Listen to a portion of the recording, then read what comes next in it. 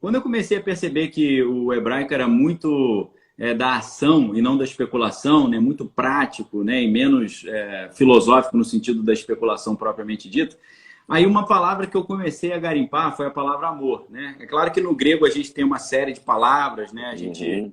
A gente vê naquele Pedro Tu Me Amas várias palavras diferentes sendo usadas, né? A gente tem agape, tem o Filéu. Filéu. filéu, né? Agape, filéu, a gente tem ainda o eros, né? Que seria um amor mais carnal e tal, né? Mas aí eu fui pensar no hebraico e eu fiquei pensando, se geralmente esses substantivos muito abstratos, eles têm relação com alguma ação, eu pensei, qual é a ação que deve estar relacionada com amor a partir da ótica hebraica ou do idioma hebraico? Aí a gente tem a palavra mais famosa, é ahavá, né? Até colocaram aí. Ahavá, exatamente. Uhum. E aí eu fui ver a etimologia de ahavá tem um vínculo com yahav, que é entregar. Aí eu falei, opa, vamos continuar essa brincadeira então. Aí eu fui pensando, né? Amor e entrega. Aí eu pensei, né? Verbo transitivo, entregar o que para quem, né? O que a gente está entregando aqui? E aí eu comecei a ver, não no Antigo, mas no Novo, Jesus falando, não existe amor maior do que esse, o dar a O vida que pelos dá a seus. vida para Aí eu falei, opa, Jesus associou o amor aqui a algum tipo de entrega, né? Entregar a própria vida. Aí lembrei também depois o versículo clássico, Deus amou o mundo de tal maneira que deu o seu filho único. Uhum. Eu falei, mais uma vez, amor e entrega. E aí eu comecei a pensar, será que o sentido do amor é isso, é uma entrega? Né? E no Novo Claro, Testamento seria entregar Cristo para aquele que não conhece ainda? Seria esse o verdadeiro amor? O com que você acha? certeza. Com certeza. E Jesus, como um rabi, um grandioso rabi, ele às vezes explicava o sentido da palavra para o auditório. Lembrando que, eu não sei qual a posição que você assume nesse sentido, porque o assunto é diversificado entre a academia, mas eu Perfeito. particularmente ainda eu acredito que os judeus no dia a dia falavam aramaico e reservavam o hebraico para a liturgia ou para discussões acerca da Tanakh. Eu estou falando Perfeito. que tem uns que defendem que não, que o hebraico era a língua franca, e eu ainda acredito que Sim. era o aramaico. Mas o que acontece? Jesus estava ali falando com eles, e Jesus às vezes tinha que explicar o sentido de algumas palavras do hebraico que no aramaico não ficavam tão claras. É como se os sermões de Jesus fosse um targum, Uhum. sabe? Ele explica, e não só Jesus, vários fazem isso. Por exemplo, Paulo, vou dar um exemplo aqui, de pegar uma Sim. palavra e dar o sentido dela.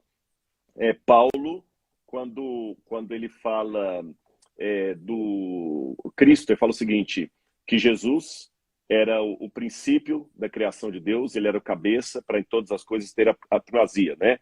Acho que é Colossenses, deixa eu pegar Colossenses. esse texto aqui, Colossenses, que ele fala o seguinte, que Em Cristo nele... habita plenamente a divindade, Não, né? não, não, não, então não é nesse não, perdão. Eu vou pegar aqui,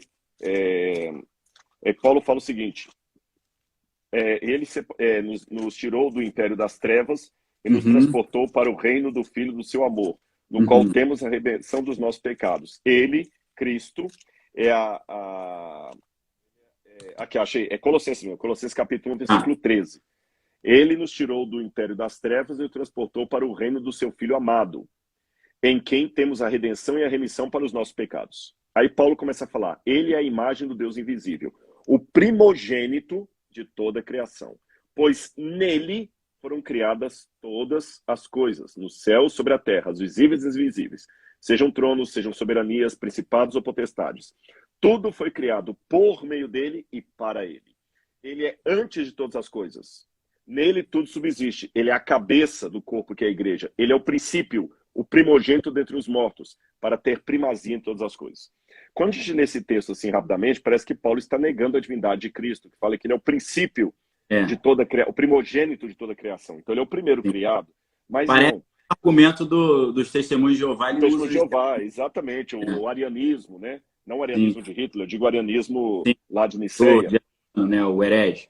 Exatamente. Então, quando eu vou aqui no Gênesis capítulo 1, versículo 1, Bereshit Bará, me chama a atenção, e você como hebraísta sabe disso melhor do que eu, que se eu olhar gramaticalmente, Bereshit deve ser traduzido em princípio, Sim, porque você não tem artigo é, definido.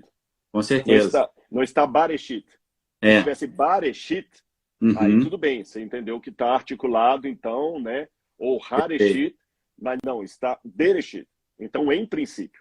Só que Uhum. curioso, nenhum hebraísta judeu defende traduzir como em princípio. Até na tradução inglesa da Torá feita por judeus, está Sim, no princípio, está no articulado. princípio, Eu tenho aqui A em cima única, a Torá. pode olhar que está no princípio. A Então, única justificativa que eu, Rodrigo, encontro, isso aqui é meu, tá? sim. De traduzir esse no princípio de forma articulada é se eu entender esse princípio como sendo nome próprio. Porque o nome próprio em hebraico não tem artigo. Você não usa artigo antes do nome próprio. Então, se aqui está articulado, é porque eles entendem como nome próprio. Entendi. Mesmo sem ter o artigo. Se é um nome próprio, o que significa reshit em hebraico? Aí você vai lá, reshit vem de resh, ou rosh, que é cabeça, que, aliás, a primeira forma de escrever a letra resh era uma cabecinha. Uma cabecinha, Era uma cabeça. Então, reshit significa cabeça, significa primogênito, significa primazia, significa primeiro, significa princípio.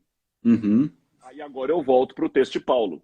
Sim. O que Paulo fez aqui? Ele desmembrou todos os possíveis significados de reshit e aplicou-os todos a Jesus. Aí agora faz sentido. Ele fala, ele é o primogênito de criação, ele é a cabeça da igreja, ele é o princípio de todas as coisas, para em tudo ter a primazia. Paulo fez o exercício que nós estamos fazendo aqui.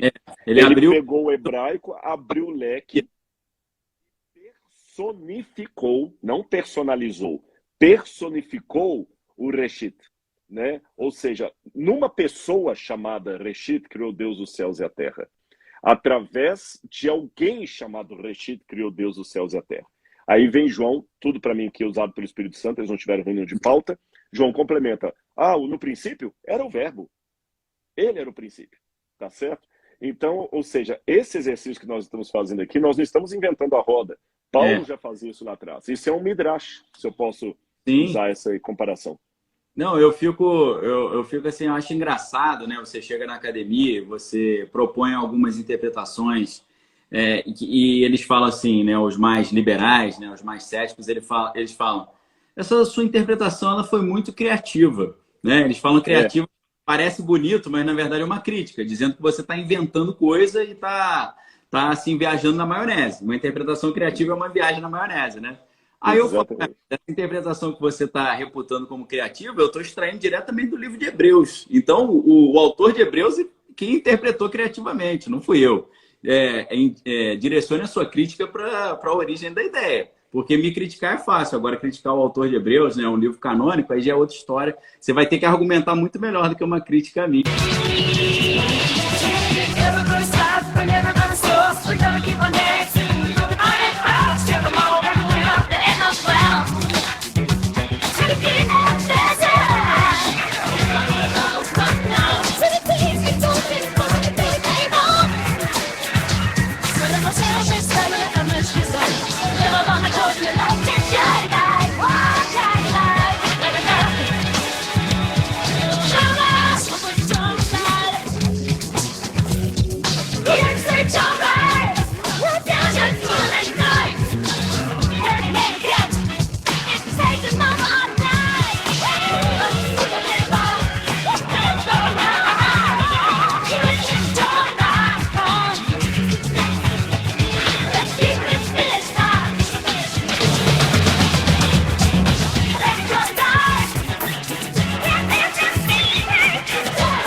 Aí ficava lá na Massorá ali, vendo as Nikud, as Nikudot, né? Esse pinguinho, aquele pinguinho, o Rataf Patar, o Segol. Eu falo, pelo amor de Deus, gente, isso aqui, poxa, é um negócio meio infrutífero isso. Vamos ver a beleza do texto, né? Aí o pessoal sai de aulas assim, falando, isso aqui é muito complicado, né? Não consegui abarcar, né? É triste, né, Rodrigo? Porque, infelizmente, na academia tem muito isso, né? Na hora de ensinar essa parte, parece que eles colocam como se fosse assim, uma coisa para iniciados, né? Uma coisa que exigisse uma capacidade mental muito superior, né? Parece que eles colocam, isso aqui não é para você, não. Só dá uma olhadinha, mas você não vai chegar no meu nível. Ao contrário de Jesus, que disse para os discípulos, obras ainda maiores que as minhas vocês farão, né? Ou seja, exatamente. O discípulo a crescer, né? Você sente isso também? Sinto. Eu sinto e... bloqueia a aprendizagem? Eu até uma curiosidade, não sei se você sabia disso, você falou do meu currículo aí, eu dei aula 3 anos num seminário metodista lá de Belo Horizonte, Hum, da quarta região. E, na época, o bispo da quarta região era o Adriel de Souza Maia. Ele já sei. deve ter aposentado hoje. Uhum. E a gente lecionava 3 anos lá para os alunos, e de lá eles iam para São Bernardo, Ah, onde você perfeito. estudou. Como é? Foi. Então, para Rude Ramos lá. Rude Ramos. E Rude Ramos. E uma coisa que eu sempre ensinava, tanto quando eu lecionei no seminário metodista, como também no adventista, é que eu noto que existe uma barreira perigosíssima, eu diria, entre a academia e a igreja. Porque, como você Uhum. falou aí, né, o professor fica preocupando lá com o Camets, com o Patá, com o Tseré, que é a coisa toda e tal. Aí o aluno fala assim, tá, e o que eu vou fazer com isso no púlpito? Aí ele faz ali o suficiente para provar, para ser aprovado, para ficar livre do professor, né? E aí o professor acha que o aluno vai ser a vingança dele, mas a formatura é a vingança do aluno. E ele vai para a igreja e ele não quer mais saber disso. E às vezes ele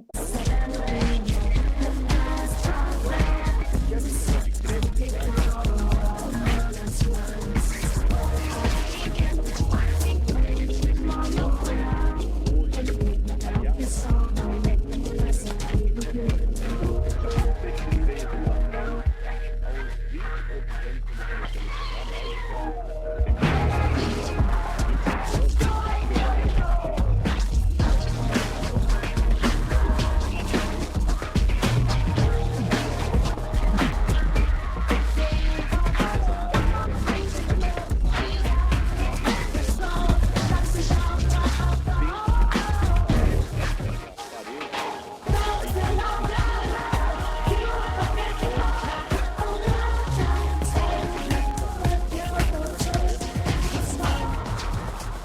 muito menos o fenômeno. Tem o Marcelo Gleiser, que ele pega a física, uma coisa muito mais complicada do que linguística, e traduz numa série para TV. Ou É verdade. Stephen Hawking, que era o camarada que ocupava a cadeira de Newton lá na Inglaterra, e escreveu O Universo numa Casca de Nós e Uma Breve História do Tempo, que eu li quando era adolescente e entendi. Você está Muito, entendendo? muito agradável a leitura, né? Exatamente. Então, peraí, por que eu não posso fazer a mesma coisa com a teologia? E hoje eu tenho procurado, através do programa Evidências, através de bate-papo como esse aqui, através do púlpito, quando eu prego em igrejas adventistas ou não adventistas, na Batista da Atitude mesmo, já fui 3 vezes, se eu contar, 2 na Barra e uma na outra lá. E eu não atendo mais igrejas por falta de espaço na agenda, quero deixar isso registrado aqui. Eu não estou atendendo por falta de espaço, não é por falta de convite. Mas por que eu quero deixar isso aqui acentuado? Se as igrejas estão me chamando, é porque o conteúdo está, de certa forma, sendo usado pelo Espírito para atingi-los. E qual que é o conteúdo que eu passo na igreja? Muito similar ao que eu passo em sala de aula. Em igreja eu levo hebraico, grego, contexto histórico, e eu tenho ficado, assim, por honra e glória de Deus, fascinado com crianças de 10, 12 anos que Uhum. assistem o programa, consomem o que eu falo, e falam, Senhor, graças a Deus. Eu não quero ser arrogante, mas se as crianças querem ter um modelo em mim, é melhor que seja eu do que Felipe Neto. Desculpa a Claro. sinceridade. Não, e é Você um está assunto. entendendo? Você falando isso, Rodrigo, desculpa te interromper. Não, Eu por me favor. era bem pequeno, devia ter uns 4, 5 anos. Minha mãe pegava fitas VHS na época, né? Da National Geographic, sobre o Egito. Colocava lá pra Uhum. gente ver. Essas fitas me fascinavam. Parte do gosto que eu tenho hoje vem daí. Naquela época a gente não tinha um material de uma abordagem arqueológica histórica com uma ótica cristã. Hoje tem. Então, Hoje tem. o impacto que eu sentia da National Geographic com 5 anos, eu imagino que as crianças hoje, vendo o seu programa, Evidências, sentem muito mais, porque estão vendo o nome do seu ser glorificado ali naquilo, né? A Bíblia sendo Exatamente. provada, né? E outra coisa, a gente tem que começar agora a trazer o D.A. Carson, que é um camarada formidável, para mim, um dos É. grandes biblistas que nós temos, a área dele é de crítica textual. O D.A. Carson, ele falou uma coisa interessante uma vez, eu vou tentar reproduzir as palavras dele. Ele falou o seguinte, nós temos que cuidar de parar de ficar, ele faz um trocadilho em inglês entre isolate e insulate. Ele Tá. fala assim, nós temos que parar de ficar isolando a igreja em relação ao mundo, ao invés de protegê-los do mundo. Seria um trocadilho que ele faz em Entendi, inglês. Às entendi. vezes, por amor de alguns bancos vazios, nós ficamos baixando o padrão moral do púlpito. Não estou querendo dizer com isso que a gente vai ficar agora numa verborréia lá, né? Porque, irmãos, de acordo com o Auristo, o verbo metaneo significa... Aí eu não, por favor, mastiga, torna fácil. Sabe por quê? Sim. Tem um outro agravante. Nisso que eu falei da minha profecia, entre aspas, lá, né? Hoje eu estou preparando, por exemplo, um programa, uma série, vou até tomar o seu canal aqui para fazer já o spoiler. Uma Por série favor. sobre o livro de Daniel. O livro de Daniel. Ainda vai ao ar. Eu gravei já 20 programas e vou gravar mais uns 20. Olha bem, Daniel tem 12 capítulos. Para eu fazer Sim. 40 programas, significa que eu não estou com pressa. Com Tá certeza. certo? E o que eu estou abordando nessa série que vai ao ar, acho que lá para o mês de fevereiro ou março, não sei, na grade da TV Novo Tempo.